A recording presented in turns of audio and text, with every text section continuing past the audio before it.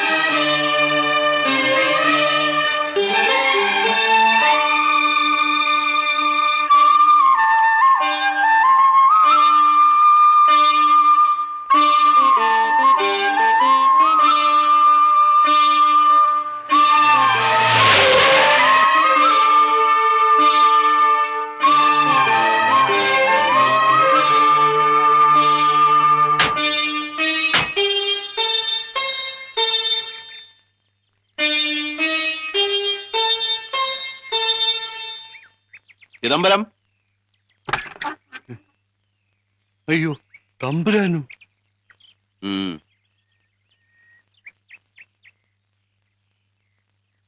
ആരെയെങ്കിലും ഒന്ന് പറഞ്ഞു വിട്ടിരുന്നെങ്കിൽ അടിയൻ അങ്ങോട്ട് വരുമായിരുന്നു. ഇവിടെ ഇപ്പൊ ഇരിക്കാൻ കൂടിയൊന്നും വേണ്ട. ആരായി കത്തെഴുതിയത്? കത്തോ? എനിക്കൊന്നും അറിഞ്ഞുകൂടാ തമ്പുരാനെ. ആരാ മൈഥിലി? മൈഥിലി എന്റെ മോള. വിളിക്കവളെ. മൈഥിലി.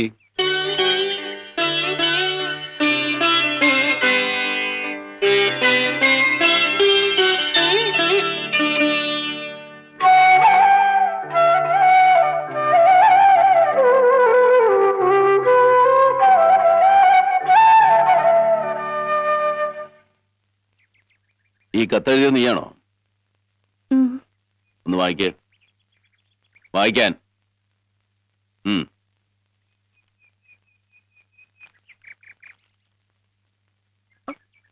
നരസിംഹ മന്നാടിയാർ തമ്പുരാൻ അറിയുന്നതിന്. മുഴുവനും വായിക്കേ. കച്ചവടത്തിൽ മുൻപരിചയമില്ലാത്ത അടിയന്റെ അച്ഛൻ അങ്ങയിൽ നിന്നും വായ്പ വാങ്ങിയ കാശ് അറിവില്ലാത്ത കച്ചവടം ചെയ്ത് മുഴുവൻ കളഞ്ഞു കുളിച്ചു. മഹാമനസ്കനായ അങ്ങ് പല അവധികളും നൽകിയെങ്കിലും അച്ഛന് വാക്ക് പാലിക്കാൻ കഴിഞ്ഞില്ല. വാങ്ങിച്ച തുക ഒരിക്കലും തിരിച്ചു തരാൻ കഴിയില്ല എന്നറിയാമായിരുന്ന അച്ഛൻ ആ സത്യം അങ്ങയോട് തുറന്നു പറയാതെ വീണ്ടും വീണ്ടും അവധി ചോദിച്ചത് അങ്ങയോടുള്ള ഭയം കൊണ്ടാണ്. അങ്ങയെ പേടിച്ച് ആത്മഹത്യ ചെയ്യുമെന്ന് പറഞ്ഞപ്പോ ഞാൻ ആകെ തളർന്നു. ഈ വീട്ടിൽ ആകെ വിലപിടിപ്പുള്ള എന്റെ ആഭരണങ്ങളും ഈ 10 സെന്റ് പുരയിടത്തിന്റെ പ്രമാണവും ഈ കത്തിനോടൊപ്പം വച്ചിട്ടുണ്ട്. ഇവ വിറ്റ് കിട്ടുന്ന പണം അങ്ങയ്ക്ക് തരാനുള്ള പണത്തിന്റെ ഒരംശം പോലും ആകില്ലെന്ന് എനിക്കറിയാം.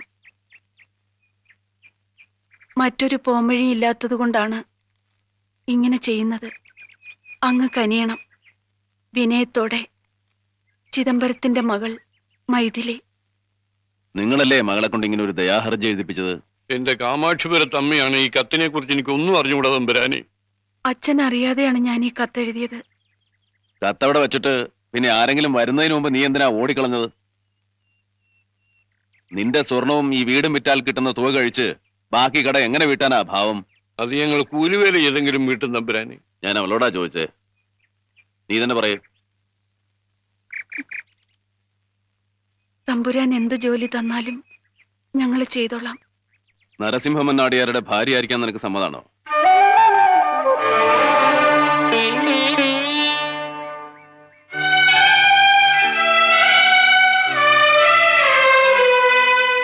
തമ്പുരാൻ എന്താ ഈ പറയുന്നത്?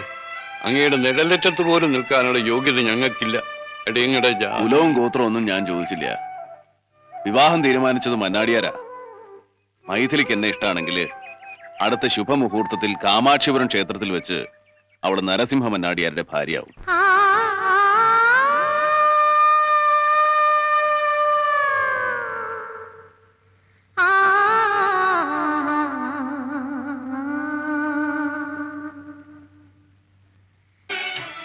മണിത്താലിയായ കഥ കൊള്ളാലോ.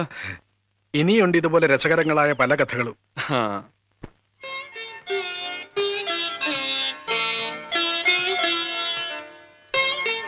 നമ്മുടെ സെൻട്രൽ ജയിലിലെ ആരാച്ചാർ എവിടെയാണെന്ന് ആർക്കും കണ്ടുപിടിക്കാൻ കഴിയാതെ വന്നപ്പോഴാ ബീഹാറിലെയും യാർവാദയിലെയും എക്സിക്യൂഷനെ കിട്ടുകയെന്ന് ഞാൻ അന്വേഷിച്ചത്. ആദ്യം അവർ വരാൻ തയ്യാറായതാ. തൂക്കേണ്ടത് ഹൈദർ മരക്കാരെയാണെന്ന് അറിഞ്ഞപ്പോ ഒരു മറുപടി പോലും പറയാതെ അവർ പിന്മാറി. അവസാനം തമിഴ്നാട് ഹോം ഡിപ്പാർട്ട്മെന്റിന്റെ കാല് പിടിക്കേണ്ടി വന്നു. അങ്ങനെയാ രാമയ്യനെ അയച്ചത്. പക്ഷേ അവനും ഇനി എന്ത് ചെയ്യും നരസിംഹൻ? ഒരു മാർഗേ ഉള്ളൂ. എങ്ങനെയും നിങ്ങളുടെ ജയിലിലുള്ള ആരാച്ചാരെ കണ്ടുപിടിക്കുക. എന്താ അയാളുടെ പേര്? ഭൈരവൻ. അവൻ എവിടെയായിരുന്നാലും ശരി, കണ്ടുപിടിച്ചേ പറ്റൂ. ഞാൻ സർവീസിൽ നിന്നും റിട്ടയർ ചെയ്യുന്നതിന് മുമ്പ് മരക്കാരുടെ ശിക്ഷ നടപ്പാക്കണം.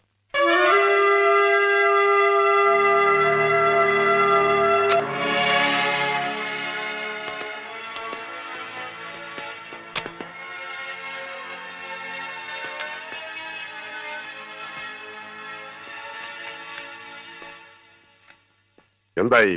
ആരാച്ചാർ എവിടെയുള്ളത് അന്വേഷിച്ചോ? മുഴുവൻ അരിച്ചു പിറക്കി സാർ. ഭൈരവനെ കുറിച്ച് ഒരു വിവരവുമില്ല. ഹൈദരെ സെല്യൂട്ട് ചെയ്യുന്നവർ അന്വേഷിച്ചാൽ ഭൈരവനെ കാണില്ല.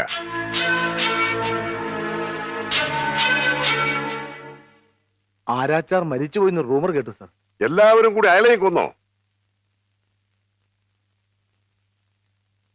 മറ്റു പോംവഴിയൊന്നുമില്ലെങ്കിൽ ജയിൽ ജീവനക്കാരിൽ ആരെയെങ്കിലും തന്നെ ആരാച്ചാരുടെ ജോലി ഏറ്റെടുക്കാൻ നിയമം അനുവദിക്കുന്നുണ്ട്. സാർ, ആ വഴിക്കും അന്വേഷിച്ചു നോക്കിയോ? സാർ, പക്ഷെ അതിനാരും തയ്യാറില്ല സാർ. ഇനി ആരാച്ചാരെ ആവശ്യമുണ്ടെന്ന് പറഞ്ഞ് നമുക്ക് പത്രത്തിലൊരു പരസ്യം കൊടുക്കാം സാർ. അല്ലെങ്കിൽ PSC വഴി.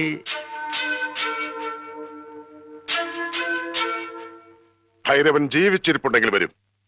അവൻ എവിടെയുണ്ടെങ്കിലും തേടിപ്പിടിക്കാൻ കഴിവുള്ള ആണുങ്ങൾ നമ്മുടെ ഡിപ്പാർട്ട്മെന്റിലുണ്ട്.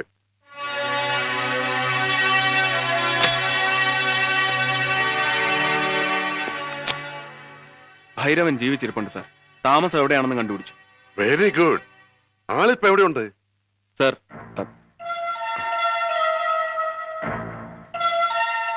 മിസ്റ്റർ രാംദാസ്, ഞങ്ങൾക്ക് അല്പ പേഴ്സണൽ മാറ്റേഴ്സ് ഡിസ്കസ് ചെയ്യാനുണ്ട്. Sir,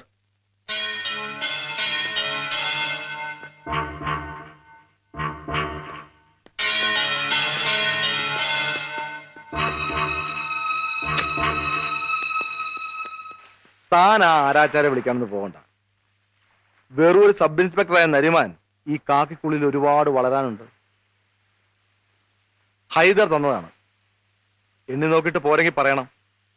sorry sir. ഹൈദറിനെ തൂക്കിക്കൊല്ലുന്ന ദിവസം വേളാങ്കണ്ണി പോയി തല മൊട്ടയടിക്കാമെന്ന് നേർച്ച ചേർന്ന് നടക്കുന്നവനാ ഞാൻ. നിന്റെ സർവീസ് ഞാൻ ഇത്രയും കാലം എന്റെ സർവീസ് ബുക്കിൽ ചുവന്ന വശി വീണിട്ടില്ല. ഇനി അങ്ങോട്ട് ചോക്കുന്നതാ എനിക്കിഷ്ടം. ആ, നാളെ സാർ കണി കാണുന്നത് ആരാച്ചാരുടെ മുഖമായിരിക്കും, ഭൈരവന്റെ മുഖം.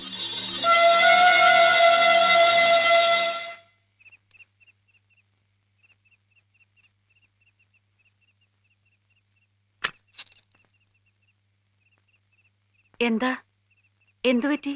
ഏയ് ഒന്നുമില്ല. സ്വാമിനാഥേട്ടനും വേറെ ഒന്ന് രണ്ടു പേരും താഴെ കാത്തിരിക്കുന്നു. അമ്പലത്തിലെ താലപ്പൊലിയെ കുറിച്ച് എന്തോ പറയാനാ. ഞാനിപ്പോ ആരും കാണില്ല. നല്ല സുഖമില്ല എന്ന് പറഞ്ഞേക്കും. ഇങ്ങനെ പുറത്താർക്കും മുഖം കൊടുക്കാതെ ഇരിക്കുന്നത് കാണുമ്പോ കണ്ടു നിൽക്കുന്ന മറ്റുള്ളവർക്ക് അതിന്റെ വിഷമം. മന്നാടിയാർക്ക് 1000ാമത്തെ അതിഥിയും ആദ്യത്തെ അതിഥിയാണെന്ന് ഞാൻ എന്റെ കുട്ടിക്കാലത്ത് പറഞ്ഞു കേട്ടിട്ടുണ്ട്. നീ അവരോട് സംസാരിച്ച് എന്താ വേണ്ട ചച്ചി? ചെല്. ഉം.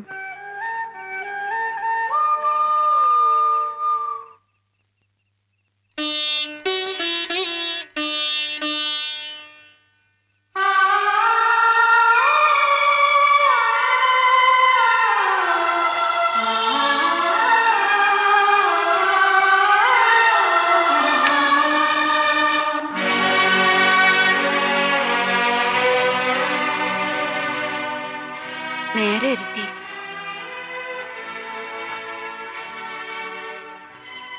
എന്താ ഒരു വല്ലായ്മ? വീരനെ പോകാൻ അനുവദിക്കുന്നതായിരുന്നു.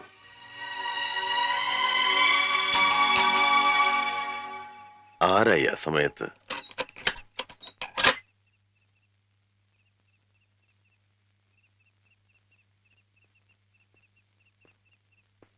ഞാനാ മാരാരാ. ക്ഷമിക്കണം, അല്പം കുടിച്ചിട്ടുണ്ട്. വളരെ കഷ്ടപ്പെട്ട ആ ഭൈരവന്റെ താമസ സ്ഥലം കണ്ടുപിടിച്ചത്. അവനെ വിളിക്കാൻ ചെന്ന ജോസ് നരിമാനോട് അവൻ തീർത്തും പറഞ്ഞു ഈ പണിക്ക് അവനിനി ഇല്ലെന്ന്. വയസ്സായത്രേ. അയാളെയും ഹൈദരമരക്കാര് വിലയ്ക്ക് വാങ്ങിയോ? അറിഞ്ഞുകൂടാ.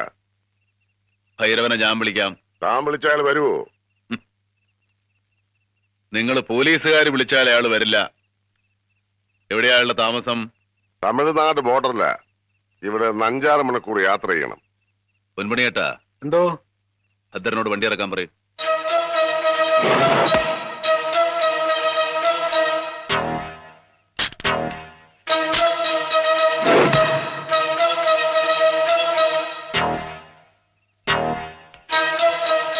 ഞാൻ വേണ്ട. യാത്രയ്ക്ക് പുറപ്പെടുമ്പോ വേണ്ടാത്ത വർത്തമാനം ഒന്നും വേണ്ട.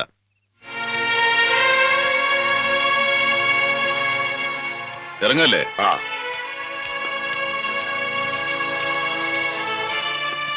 ഡ്രൈവർ ഈ കാറിനെ ഫോളോ ചെയ്തോളൂ.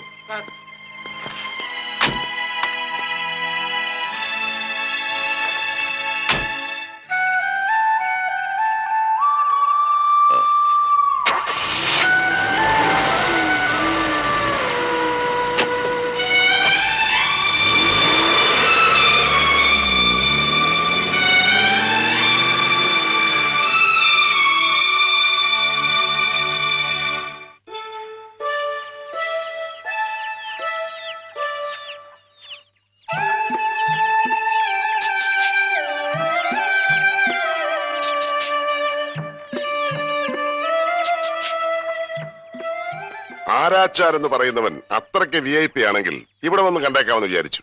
എനിക്ക് വയ്യ ഏമാനെ. 2 ദിവസം മുമ്പ് മറ്റൊരു ഏമാൻ വന്ന് കണ്ടപ്പോ ഞാൻ എല്ലാം പറഞ്ഞതാ. ഭൈരവ, വിധിക്കാനുള്ള അധികാരമേ ജഡ്ജിക്കുള്ളൂ. കൊല്ലാനുള്ള അധികാരം തനിക്കാ. ഇല്ല, കൊല്ലുന്ന പണി ഞാൻ നിർത്തി ഏമാനെ. തൂക്കാൻ വിധിച്ച ജഡ്ജിക്കില്ലാത്ത നൊമ്പരം തനിക്കെന്തിന്? ജഡ്ജിക്ക് സ്വർണ്ണപ്പേന കൊണ്ട് കണ്ണും പൂട്ടിയിരുന്ന് എഴുതിയാ മതി. കയറ് പിരിച്ച് കഴുത്തിലിട്ട് തൂക്കിക്കൊല്ലേണ്ടത് ആരാച്ചാരാ. അല്ലേ ഭൈരവ?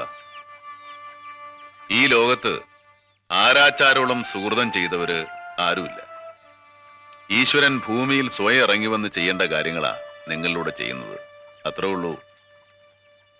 ഒരു കൊലയാളിയെ തൂക്കിക്കൊല്ലാൻ നിങ്ങൾക്ക് കിട്ടുന്ന 150 രൂപ വളരെ തുച്ഛമായ കൂലിയാ. പഠിക്കണ്ട, ഉറങ്ങി പറയാം. പണം വേണ്ട ഏമാനെ. എനിക്ക് എന്റെ ജീവനാ വലുത്. മാപ്പാക്കണം.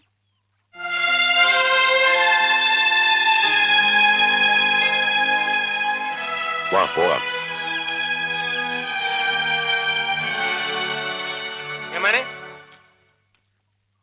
ഇയാൾക്ക് പോയെങ്കിൽ ഞാൻ വരാം. നിങ്ങളാരാ? ഞാൻ കാശി, എന്റെ ചേട്ടായ ഭൈരവൻ. നിന്നെ ആരാ ഇങ്ങോട്ട് വിളിച്ചത്? ഓടാകത്ത്. ചേട്ടായെ ദൈവം തന്ന ഭാഗ്യം തട്ടിക്കളയല്ലേ. മാലോകര് ചോദിക്കാൻ തുടങ്ങി ഇപ്പൊ മറ്റേ പണിക്കൊന്നും പോണില്ലെന്ന്. ആളുകളെ തൂക്കി കൊല്ലുമ്പോ കിട്ടുന്ന സുഖം കൊട്ട വിറ്റ കിട്ടുവോ? ചേട്ടായിക്ക് പോയെങ്കിൽ പെൻഷൻ പറ്റിപ്പിരിയെ. ഞാൻ വരാമന്നെ. ഇതിനു മുമ്പ് ആരെങ്കിലും നീ കൊന്നിട്ടുണ്ടോ? ഉവ്വ്, ഒരാടിനെ കൊന്നുണ്ട്. ആളെ തൂക്കാൻ അറിയാമന്നെ. ചേട്ടായിയുടെ കൂടെ ഞാൻ അസിസ്റ്റന്റ് ആയി പോയിട്ടുണ്ട്. തൂക്കത്തിനുള്ള കയറ് വെണ്ണ പുരട്ടി പിരിക്കണതും കുല്ല ഉണ്ടാക്കണതും പിൻകെട്ട് കെട്ടണതും ഒക്കെ ഞാൻ തന്നെയാ. ഏമാന് സംശയം ചേട്ടായിയോട് ചോദിച്ചു നോക്ക്. ചുമ്മാ ലിവർ വലിക്കുന്ന പണിയെ ചേട്ടായിക്കുള്ളൂ. ഏമാനെ ഇവന് പ്രാന്താ. ഒന്ന് അകത്ത് പോടും. ആണുങ്ങളായ ഉശിര് വേണം. ഉയിര് പോയാലും ഉശിര് കളയരുത്. മുത്തച്ഛന് മഹാരാജാവായിട്ട് കൽപ്പിച്ചു തന്ന കുലത്തൊഴില് ഇനി ഞാൻ കൊണ്ടു നടക്കാം. ഒരുപാട് പേരെ കൊന്ന ഹൈദരെ തൂക്കിലേറ്റിയത് കാശിയാണെന്ന് നാളെ ചരിത്രം പറയും. കേട്ടാ? പൂജയും വഴിപാടും ഒക്കെ കഴിച്ച് റെഡിയായിരിക്കും. നാളെ ജോസ് തരുമാനയക്കാം. അയ്യോ എന്റെ അമ്മ, അത് പറ്റില്ല. ഇതെന്റെ കന്നി തൂക്ക. 3 ദിവസത്തെ പൂജയും അവസാനത്തെ ദിവസം ഞങ്ങളുടെ ഭഗവതിക്ക് ഒരു കോഴിക്കുരുതിയും വേണം. ആയിക്കോട്ടെ, അത് കഴിഞ്ഞിട്ട് മതി. ഓ. ആ, ഇത് വെച്ചോളൂ. ഓ